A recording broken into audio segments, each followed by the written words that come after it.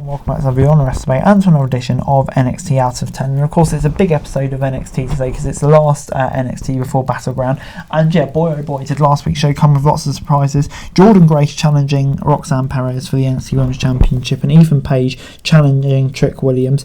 There's a lot going on. We started things off with Jordan Grace in action. Stevie Turner tried to make a statement at the expense of Jordan Grace, but the TNA Knockouts champ was too powerful. The Juggernaut driver ended it clean. Roxanne Perez got in the face of Grace afterwards, but knocked it down effortlessly before the Prodigy docked out. This was a quick and effective squash that was much better balanced than typical NXT squashes, but still not much to write home about. Those who don't know Grace saw how much power she has and what she's all about. Turner has just tested her just enough to come off competitor, but it was made clear that she was no true match. It's a shame TNA didn't have the footage to show how she can do, but yeah, I think at the Battleground we're likely going to see just how strong and powerful she is, and yeah, what's undoubtedly going to be a banger match. It's so great to see Jordan Grace in the WWE ring competing in singles action. 7 out of 10. Booker T then tried to host a women's North American title ladder match tonight, but the combatants quickly took over. Jada Parker and Fallon Henry interrupted Meech and Kalani Jordan and then explained why she needed this. Sol Rooker tried to take over the conversation, but Laz shut her down. Fighting scene broke then out that led to Mr. Stone announcing a 6-woman tag match for later in the night. This did little for anyone involved. Jordan cut the most memorable promo, and even that would have been better delivered on her own without heckling from other opponents. None of the women established anything more about themselves and their characters. The 6-woman tag match on its own would have been more than enough to keep building up the hype for a ladder match, in my opinion. Before it's time for Thea Hale against Jasmine next. Thea Hale was run until Hudson and Osborne arrived, despite saying they wouldn't. Jasmine next grabbed the referee to save her from a Kimura lock and then connected with a Pele kick for the victory. This was less than the sum of its parts, to be honest. While the Chase U storylines does have some kinks, Nix didn't look ready to work a complete match of Hale, leading to a rush finish. With NXT started to get behind Nix, she should not be defeating a contender like Hale this early in her career, especially with such a minor distraction. Hale's momentum after a memorable win with JC James suffers, and this only made Osborne v Holland conflict kind of just feel like an afterthought. So yeah, this wasn't great. 5 out of 10 from me. Before Sean Spears attacked Josh Briggs with a steel chair backstage, Javon Evans stepped up to Spears and brawled with him in the ring. The young OG caught him with a back body jump off the announce table and then a springboard cutter in the ring. NXT has not booked a new star as well as Evans in years. He is all over the product so far with a clearly established character. The way he stepped up to Spears would have been a fun spot for someone with less spotlight already on them, but Evans definitely made the most of it. Spears has a rookie start to NXT run, but yeah, I kind of feel like he needs to deliver next week. The victim was Briggs, who kind of get lost at the moment. However, he could fit into this angle, and it'd be interesting to see if he does. And yeah, whether that can get him back on track. Before we got Tony D against Damon Kemp for the Heritage Cup. Tony D picked out the first fall with a forget about it just 1 minute into round 1. As the bell rang in round 4, Damon Kemp ran into Spinebusters to seal the victory.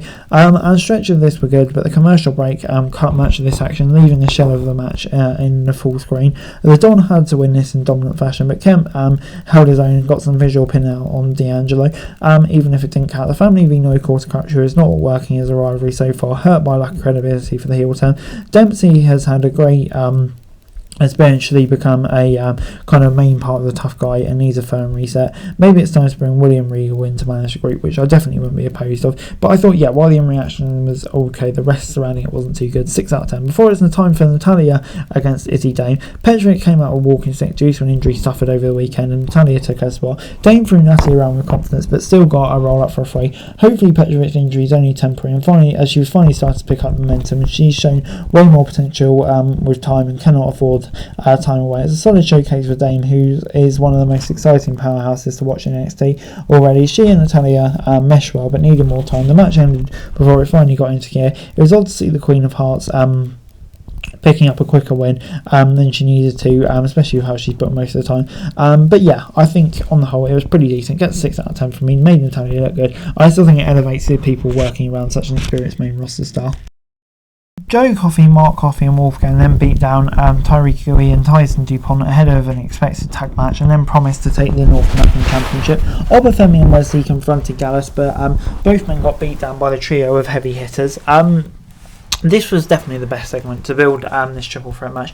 The bout needed it, as it felt like the least consequential on a carved battleground. Gallows needed this opportunity to look dominant. The segment argued that Joe should be in the match. It's much more likely that Femi retains, but any booking that makes the result less predictable is definitely welcome. So yeah, on the whole, I thought this was pretty decent stuff. Before we got Lash Legend, Fallon Henry and Kalani Jayden taking on Sol Ruka, Michin and Jaden Parker. The action completely broke down after some solid tag work, and Sol Ruka took advantage of a soul snatcher on Legend to bet the victory. While this breakdown in action was predictable, the match featured some great action, including showcasing talent who were walking in less experience. Ruka took the win, solidifying her as a favourite, though everyone showcased enough to show that they could feasibly capture the gold. Legend, taking the pin here, might indicate she will be bound, capturing the title potentially, especially since Strick winning Legend ending Battleground on top with a gold would definitely be an impressive sight. So it will be intriguing to see the way it goes. But yeah, I'm going to give it a 6 out of 10. Before we got to our main event segment, an all-ego Ethan Page lived up to his name and demanded a better contract than anyone in NXT, while promising to replace all the stars who were taken in the draft. Trick Williams arrived to tell Ava to make sure Page signs on the dotted line and set up an NXT Championship match. All-ego signed, as did Ava reluctantly. The title match was made official. It wasn't perfect, but a strong indication that Page is going to be one of the top guys in NXT. Playing the crowd, built Trick up, and sold his position as an upstart looking to jumpstart his career. The inexperience of Ava and Trick in these situations led to some awkward exchanges, but I think the charm is there, and these two are going to have a big opportunity to shine. And yeah, it's an intriguing last minute match, but I think it shows how much they trust All Ego, and yeah, I think Trick will probably win, but I can't wait for the match. And overall, NXT gets a 6 out of 10 from me. I thought, yeah, it was a pretty decent show. I think, like a lot of the build-up shows, the last one before a pape, lots of the build-up work's already been done. It's kind of all just about putting it into action. I think that's what this NXT did. I see some fine little builds, but on the whole, I think we've seen it all before, just building up in a nice controlled manner. That's it for this video. Thanks very much for watching. Remember to like, share, subscribe, follow us on our socials, link in the description below for daily wrestling news, meme and content. Subscribe to our other channels on screen right now, that'd be greatly appreciated. Thanks very much for watching. Peace out.